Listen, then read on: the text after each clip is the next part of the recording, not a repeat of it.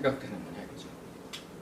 저는 B5의 영역은요, 정말 이거야말로 내가 한의학에서 얘기하고 있는, 이 힐링푸드에서 얘기하고 있는 성격, 성격의 성향을 얘기하는 겁니다.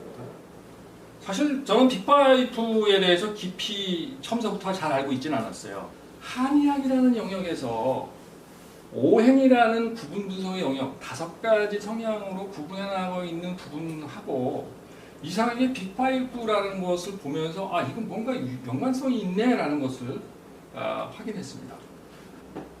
자, 빅5는요 그냥 간단하게 설명하면 이런 겁니다. 예향성과 우호성과 성실성과 개방성과 신경성과 뭐 이런 걸로 이제 구분해 나가는데, 자, 여기서 보게 되면은 그림이 비슷하죠, 그죠? 이 빅5의 그림 5가지의 성향과 그리고 복화토공수라는 오행이라는 성향, 오행이라는 성향에서 보게 되면은 연관성이 있지 않겠냐, 이런 거를 저는 뭔가의 용어에 차이는 있지만은 비슷한 걸 보지 않았겠냐라는 걸 가지고 계속 찾아왔어요. 이게 뭔 이유 때문에 그렇게 생각하고 있는 거지? 라는 거예요. 해답은 여기에 있더라고요. 인의 예지 신이라는 오덕이라는 개념이 있습니다. 이 오덕이라는 개념하고 이 영역하고 대단히 연관성이 있어요. 이게. 근데 인의 예지하고 이 영역하고 얘기를 하게 되면 말이 돼요.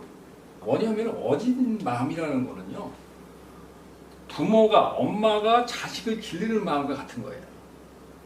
의사가 환자를 대할 때의 마음과 같은 거예요. 그러니까 뭔가 탈이 날까봐 걱정스러운 눈으로 자꾸 보는 겁니다. 혹시 여기에 문제가 있는 거 아니야? 여기 문제 있는 거 아니야? 문제가 있는 거 아니야? 혹시 위험한 상황이 와서 얘가 다치기라든가 병이라도 나는 거 아니야? 이런 식의 눈을 보는 것 자체가 신경질적인 성향을 가지고 있는 거와 비슷하다는 거죠. 대체적으로 이렇게 신경이 예민해져 있는 성격들을 가지고 있는 사람들을 보게 되면은 대체적으로 이 어진 마음이 강한 사람들이에요. 그래서 예민하게 자꾸 관찰합니다. 혹시 이럴까? 혹시 저럴까? 걱정스럽게 보는 거죠.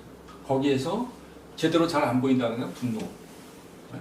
그리고 걱정스럽게 보면서 좀 더 잘 관리할 수 있게 해서 재물욕 같은 거를 자꾸 욕심을 내게 되고 그런 성향들이 보인다는 거예요. 그래서 보니까 연결선상이구나 이거예요. 그 예라는 건 뭐냐 이거죠. 예라는 거는 여러분들이 예의를 지킨다 해가지고 윗사람에게 아랫사람이 뭐 예의 바르게 뭐 대해야 된다 뭐 이렇게 생각하시면은 착각이에요. 예라는 거는요, 누가 강하냐 이거예요. 서열상의 문제입니다. 그러니까 내가 이 윗사람이 되는 거니 네가 윗사람이 되는 거니 이게 중요한 거예요.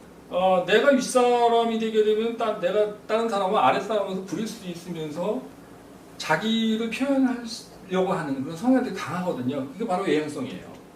그리고 그런 거를 아랫사람들은 내면 쪽에서 가지고 있는 그런 것을 일부러 노출을 잘 못 시켜요. 왜? 예의상 못하고 너 나보다 힘 약하잖아 이거죠. 서열상 밀리잖아. 못 표현한다고요.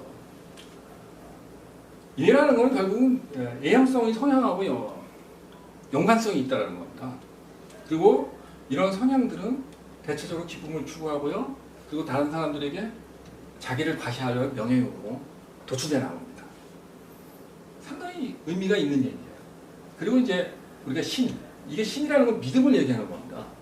내가 너를 믿을 수 있니 못 믿니 이 내용이거든요. 조화성이라는 건 뭐냐면은 내가 너하고 나 잘 모르는데 근데 대화를 나눠보니까 말이 통할 것 같고 생각을 공유할 수 있을 것 같고 그렇게 함께 교류할 수 있을 것 같고 협동할 수 있고 뭐 이런 그런 성향들을 얘기하는 겁니다.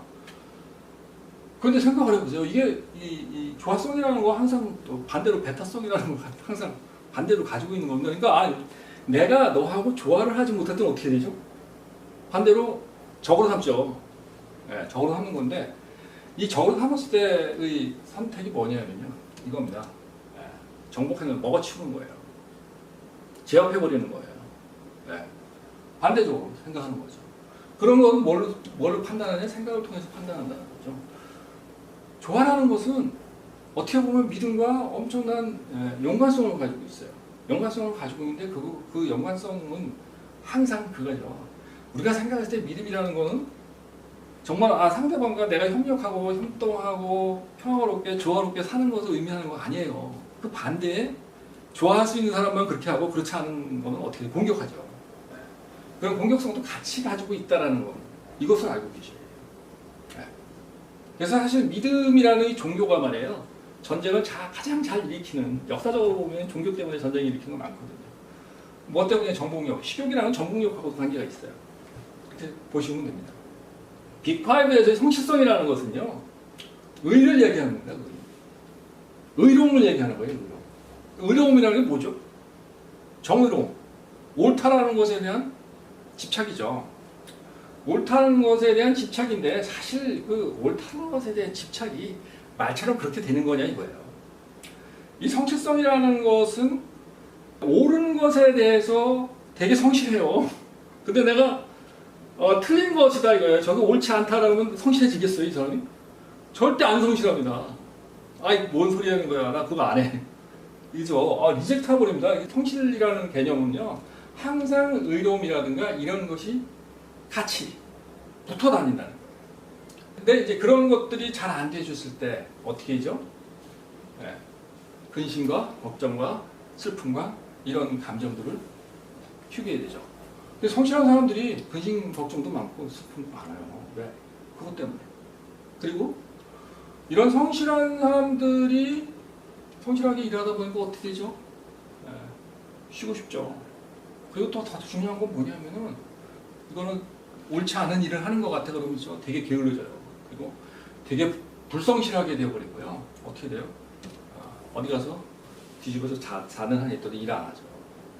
이런 식으로 가게 되는 겁니다. 연관성을 가지고 있다는 거예요. 성향들이 그렇게 되는 거고, 네, 이 개방성이라는 거가 중요한 겁니다. 이 개방성이라는 것은 어떤 문화적인 개방성을 얘기하는 개념으로 생각이 돼요. 그러니까 은밀하게 나는 감추고 있어야 되는 건데 이걸 딱 드러낸다는 거예요. 드러내는 거. 네.